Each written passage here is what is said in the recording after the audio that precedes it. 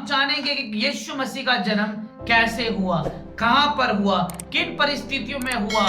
Christmas के इस संदेश को लेकर के आज पहली बार इस तरीके से मैं आपके बीच में हूं कि मेरे हाथ में एक डायरी है और पास में बाइबल है। उससे हम देखेंगे आज की क्रिसमस क्या है। अगर मैं ईमानदारी से कहूं तो यीशु मसीह का जन्म 25 दिसंबर को जो हम सेलिब्रेट करते हैं वो नहीं है। हम हिस्टोरिकल वे में देखें तो काफी सारी चीजें हमारे बीच में आ जाएंगी, लेकिन इस समय मैं आपके साथ बात करना चाहूंगा कि हम यीशु मसीह के जन्म को कैसे पाते हैं।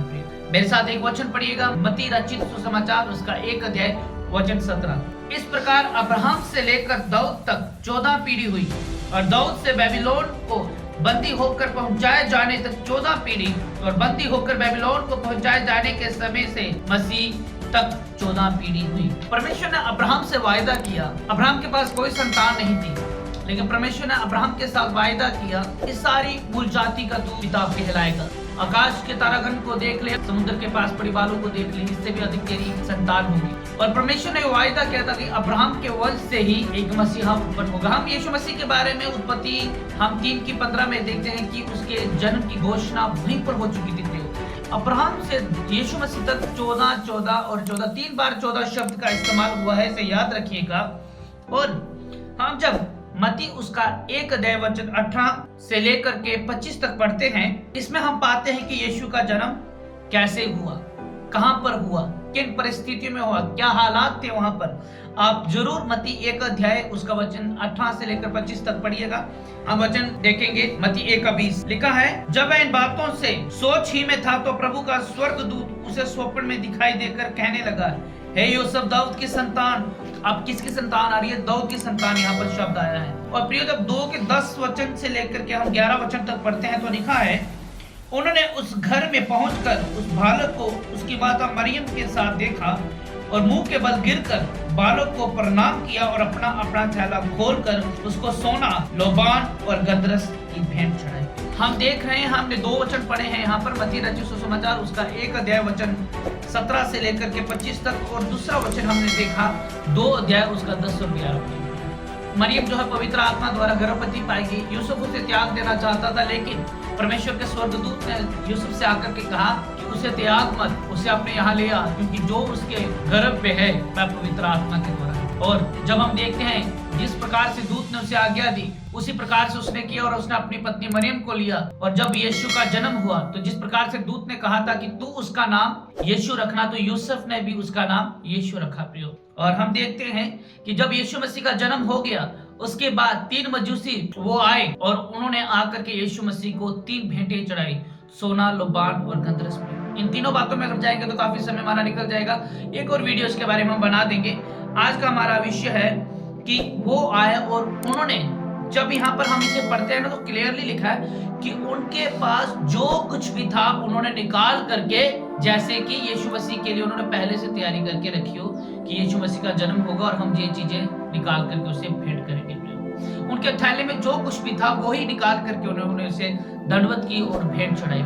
जब हम मत्ती उसका 2 अध्याय वचन 9 को पढ़ते हैं, वह राजा की बात सुनकर चले गए और जो तारा उन्होंने पूर्व में देखा था वह उनके आगे आगे चला और जहाँ बालक था उस जगह के ऊपर पहुंचकर ठहर गया।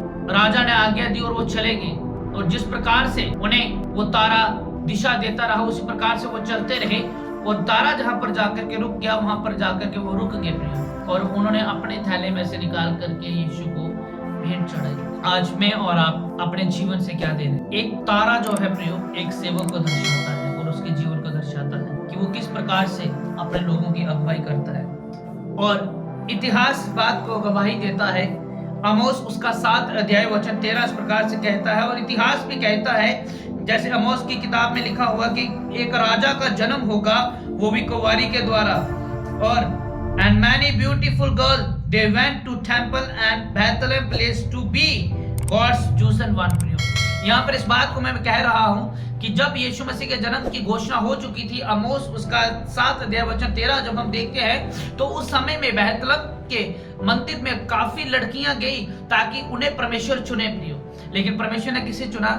मरियम को चुना यीशु मसीह के जन्म के लिए। परमेश्वर जिसे चाहते हैं वो उसे चुनते हैं, और परमेश्वर की जहाँ मर्जी होती है वही परमेश्वर करते हैं प्रियो। हम काफी सारी कहानियों को देख लें, लेकिन अल्टीमेट गोल ऑफ क्रिसमस, और अगर क्रिसमस का एक विशेष संदेश है तो वो ये है कि देना है।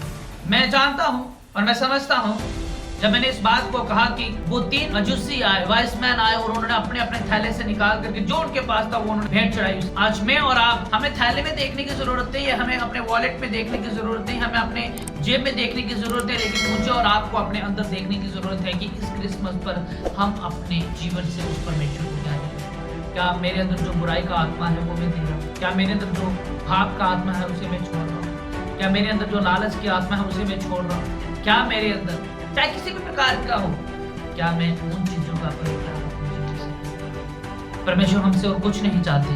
वो नहीं चाहते कि हम सोना दें, हम पैसा दें, हम कुछ दें। परमेश्वर आज मुझसे और आपसे यही चाहते हैं कि हम अपने जीवन को प्रभु को दे दें। आइए ये क्रिसमस जो है मेरे और आपके लिए एक बदलाव का कारण होने पाए। यीशु मसीह का इस दुनिया में आना, यीशु मसीह का पैदा होना, जन्म लेना इस संसार में एक बदलाव का समय था। क्यों? मैं इसलिए कह रहा हूं क्योंकि इतिहास कहता है यीशु मसीह के जन्म से पहले हम बिफोर क्राइस्ट बीसी देखते थे, लेकिन जब यीशु मसीह का जन्म हुआ उसी समय से हम एडी में आ गए।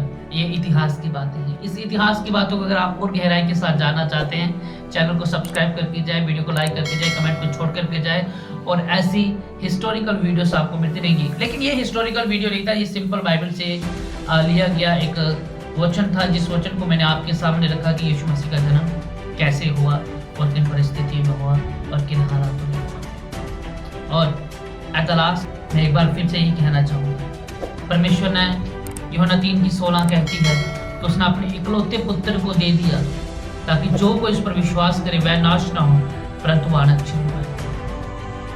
जो कोई भी, परंतु हर एक आनंद जीवन पाए।